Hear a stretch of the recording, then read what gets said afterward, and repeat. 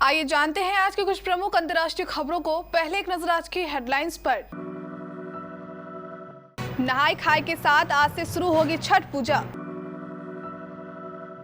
पंजाब में घटे तेल के दाम, पेट्रोल की कीमत 10 रुपए और डीजल की कीमत 5 रुपए कम। सीएम चन्नी बोले दिल्ली हरियाणा से भी सस्ते रेट।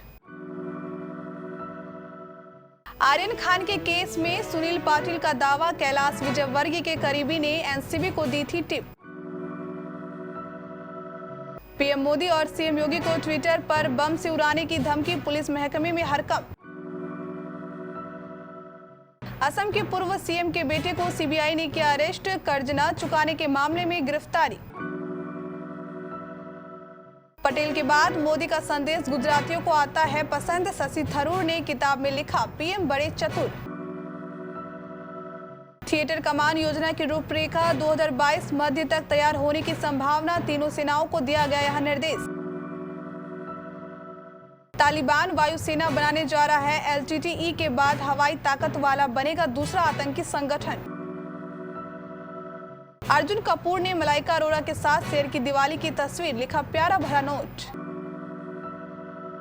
टीम इंडिया टूर्नामेंट से बाहर, सेमीफाइनल में भिड़ेंगी ये 4 टीमें। छठ पूजा वैसे तो मुख्य तौर पर बिहार, झारखंड और पूर्वी उत्तर प्रदेश में मनाया जाता है, लेकिन अब इसकी ग्लोबल पहचान बन चुकी है। लोक आस्था के इस पर्व में उगते और डूबते सूर्य की आराधना की जाती है। सूर्य षष्ठी व्रत होने के कारण इसे छठ कहा जाता है। छठ पर्व वर्ष में 2 बार मनाया जाता है, पहली बार चैत्र में और दूसरी बार कार्तिक में। चैत्र शुक्ल पक्ष षष्ठी पर मनाए जाने वाले छठ पर्व को चैती छठ और कार्तिक शुक्ल पक्ष षष्ठी पर मनाए जाने वाले पर्व को कार्तिकीय छठ कहा जाता है। कार्तिक महीने में मनाए जाने वाले छठ की अधिक मान्यता है और इसी महीने में लोग इस पर्व को व्यापक रूप से मनाते हैं। 4 दिनों तक चलने वाला इस त्योहार को कार्तिक मास की शुक्ल पक्ष चतुर्थी तिथि को नहाय खाए से शुरू होता है, जो इस बार आज यानी 8 नवंबर को पड़ रहा है। नहाय खाए के दिन व्रती गंगा या पास के नदी, तालाब में डुबकी लगाती है और केवल एक बार सात्विक भोजन करते हैं। कार्तिक मास की पंचमी को खरना भी कहा जाता है। इस दिन व्रती शाम को गुड़, अरवा चावल की बनी खीर और रोटी खाते प्रसाद के रूप में ग्रहण करते हैं। इसके बाद तीसरे दिन भगवान सूर्य को संध्या में अर्घ्य दिया जाता है और चौथे दिन उगते सूर्य को। खास बात यह है कि खरना के दिन शाम में प्रसाद ग्रहण करने के बाद से करीब 36 घंटे तक यानी उगते हुए सूर्य को अर्घ्य देने तक व्रती यह व्रत निर्जला करते हैं। इन 4 दिनों में व्रतियों के लिए प्याज, लहसुन या किसी तरह का मांसाहारी भोजन वर्जित रहता है। पंजाब में कल आधी रात से पेट्रोल 10 रुपए और डीजल 5 रुपए सस्ता मिल रहा है। यह फैसला कल यानी रविवार आधी रात 12 बजे के बाद लागू हो गया है। रेट कम करने के लिए पंजाब सरकार ने डीजल पर वेट 9.92% और पेट्रोल पर 13 रुपए 77% घटा दिया है। चरणजीत चन्नी ने रविवार को कैबिनेट की मीटिंग के बाद प्रेस कॉन्फ्रेंस कर इसकी जानकारी दी। उन्होंने कहा कि पंजाब में अब नॉर्थ इंडिया में सबसे सस्ता तेल मिलेगा, यहां तक कि पंजाब में अब हरियाणा से भी सस्ता तेल हो गया है। हरियाणा के मुकाबले पंजाब में डीजल 3 रुपए और पेट्रोल 3 रुपए 33 पैसे सस्ता मिलेगा। दिल्ली के मुकाबले पंजाब में पेट्रोल 9 रुपए सस्ता मिलेगा। अब सिर्फ चंडीगढ़ ही पेट्रोल डीजल के रेट में पंजाब के आसपास रहेगा। मुंबई क्रूज मादक पदार्थ मामले में रोज नई बातें सामने आ रही है। अब इस केस के नए गवाह सुनील पाटिल ने रविवार शाम को एसआईटी के समक्ष अपने बयान दर्ज किए। उन्होंने एक मीडिया चैनल से खास बातचीत में आर्यन खान केस को लेकर कई बातों का खुलासा किया। सुनील पाटिल ने कबूला कि आर्यन को छुड़ाने के लिए रिश्वत की पेशकश हुई थी। साथ ही पाटिल ने भाजपा कार्यकर्ता और केस के गवाह मनीष भानुशाली पर उनके अपहरण करने, पीटने और धमकाने तक के आरोप लगाए। रविवार देर सुनील पाटिल आर्यन ड्रग्स केस में अपना बयान दर्ज कराने मुंबई पुलिस के विशेष जांच दल के सामने पेश हुए थे। भाषा के मुताबिक अधिकारियों ने बताया कि पाटिल एक निजी कैब में आजाद मैदान थाने पहुंचे और बाद में दक्षिण मुंबई स्थित एसआईटी कार्यालय गए। उन्होंने कहा कि पाटिल ने रविवार शाम लगभग 6:15 पर एसआईटी कार्यालय में प्रवेश किया था। प्रधानमंत्री नरेंद्र मोदी और मुख्यमंत्री योगी आदित्यनाथ को एक बार फिर बम से उड़ाने की धमकी मिली है। दिवाली के दिन दीपक शर्मा नाम के ट्विटर अकाउंट से यूपी 112 कंट्रोल रूम के ट्विटर हैंडल पर यह धमकी दी गई है।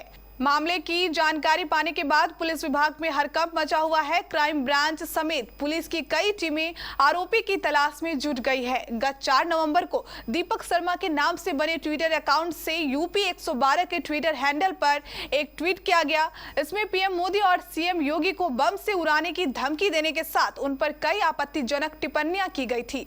यूपी 112 ने मामले को गंभीरता से लेते हुए आला अफसरों को जानकारी दी। पुलिस टीमें मामले की छानबीन में जुट गई है।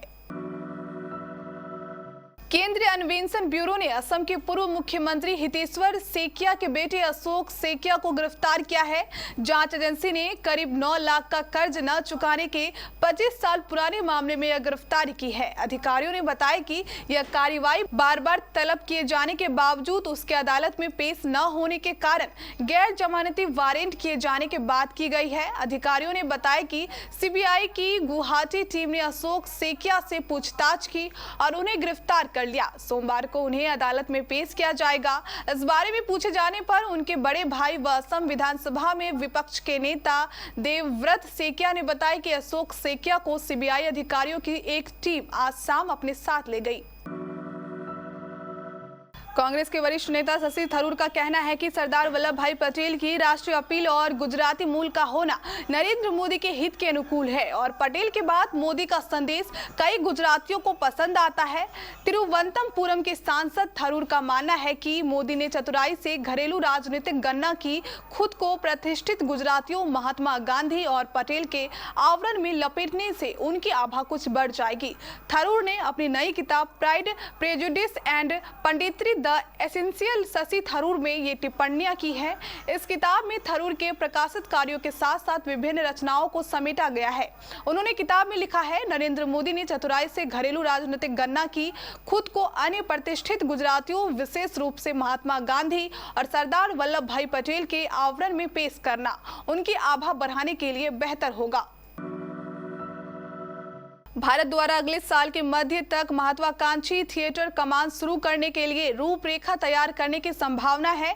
इन थिएटर कमानों से सेना के संसाधनों का अधिकतम इस्तेमाल होगा और देश की युद्धक क्षमताएं बढ़ेगी। इस योजना से परिचित लोगों ने रविवार को यह जानकारी दी।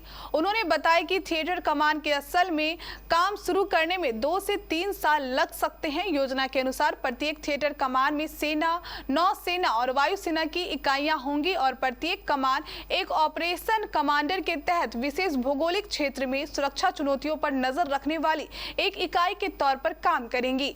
अभी सेना, नौसेना और वायुसेना की अलग-अलग कमान है। शुरुआत में वायु रक्षा कमान और समुद्री थिएटर कमान बनाने की योजना बनाई गई है। काबुल पर कब्जा करने के 2 महीने बाद तालिबान अब खुद की वायुसेना को स्थापित करने जा रहा है। इसी के साथ तालिबान दुनिया का दूसरा ऐसा आतंकी संगठन बन जाएगा जिसके पास खुद की वायुसेना होगी। अभी तक श्रीलंका के लिट्टे के पास ही हवाई ताकत होने का रुतबा था। LTTE के पास श्रीलंकन वायुसेना के MiG-21 लड़ाकू विमान थे जिसे बाद में श्रीलंकाई सेना ने बर्बाद कर दिया था। तालिबान ने अफगान वायुसेना के विमानों और हेलीकॉप्टरों पर कब्जा किया हुआ है। तालिबान ने काबुल पर कब्जे से पहले ही कंधार में अफगान वायुसेना के लड़ाकू हेलीकॉप्टरों को जब्त कर लिया था। तालिबान लड़ाकू रूस में बने MI-17 और अमेरिका के ब्लैक हॉक हेलीकॉप्टर के साथ फोटो खिंचवाते नजर आए थे। बॉलीवुड के मशहूर जोड़ियों में से एक अर्जुन कपूर और मलाइका अरोरा अक्सर कई जगह पर साथ में स्पॉट किए जाते हैं। ये दोनों ही सोशल मीडिया पर भी आए दिन अपनी तस्वीरें साथ में शेयर करते रहते हैं। इसी बीच अब अर्जुन कपूर ने हाल ही में अपने ऑफिशियल सोशल मीडिया अकाउंट पर अपनी गर्लफ्रेंड मलाइका अरोरा के साथ अपनी दिवाली की तस्वीर शेयर की है। दरअसल हाल ही में अनिल कपूर की दिवाली पार्टी में यह कपल स्टाइलिस्ट अंदाज में देखा गया। इस दौरान कपल ने पपराजी के लिए पोज भी दिया। रविवार दोपहर अर्जुन कपूर ने अपना इंस्टाग्राम अकाउंट पर मलाइका के लिए एक पोस्ट शेयर किया है। इतना ही नहीं, उन्होंने दिवाली की एक फोटो शेयर करते हुए एक प्यारा भरा कैप्शन भी लिखा। सामने आई तस्वीर में अर्जुन काले रंग की शेरवानी में मुस्कुराते हुए नजर आए, वहीं मलाइका अरोरा गुलाबी कलर की साड़ी बेहद खूबसूरत दिखाई दे रही है। वहीं अपने पोस्ट पर अर्जुन कपूर ने कैप्शन में लिखा, जब वह मेरी बकवास पर हंसती है तो वह मुझे खुश करती है। पाकिस्तान ने टी20 वर्ल्ड कप के अपने अंतिम सुपर 12 के मुकाबले में स्कॉटलैंड को 72 रन से हराया। मैच में पाकिस्तान ने पहले खेलते हुए 2 विकेट पर 189 रन बनाए। जवाब में स्कॉटलैंड की टीम 117 रन ही बना सकी। यह पाकिस्तान की लगातार 5वीं जीत भी है। इसके साथ टूर्नामेंट के सेमीफाइनल की लाइनअप भी तय हो गई है। 10 नवंबर को इंग्लैंड की भिड़ंत न्यूजीलैंड से अबू धाबी में होगी। 11 नवंबर को दुबई में होने वाले दूसरे सेमीफाइनल में पाकिस्तान और ऑस्ट्रेलिया भिड़ेंगे। फाइनल मुकाबला 14 नवंबर को दुबई में ही खेला जाएगा। सेमीफाइनल में पहुंचने वाली चारों टीम की बात की जाए तो पाकिस्तान को छोड़कर सभी टीम को एक-एक मैच में हार मिली है। इंग्लैंड को साउथ अफ्रीका ने, न्यूजीलैंड को पाकिस्तान ने, जबकि ऑस्ट्रेलिया को इंग्लैंड ने हराया है। ग्रुप 1 में इंग्लैंड की टीम नंबर 1 पर रही, ऑस्ट्रेलिया को दूसरा स्थान मिला। दोनों के 8-8 अंक हैं, लेकिन बेहतर रन रेट के कारण इंग्लैंड आगे है। ग्रुप 2 में पाकिस्तान की टीम 5 जीत के साथ टॉप पर रही। न्यूजीलैंड ने 8 अंक के साथ दूसरे स्थान पर कब्जा किया।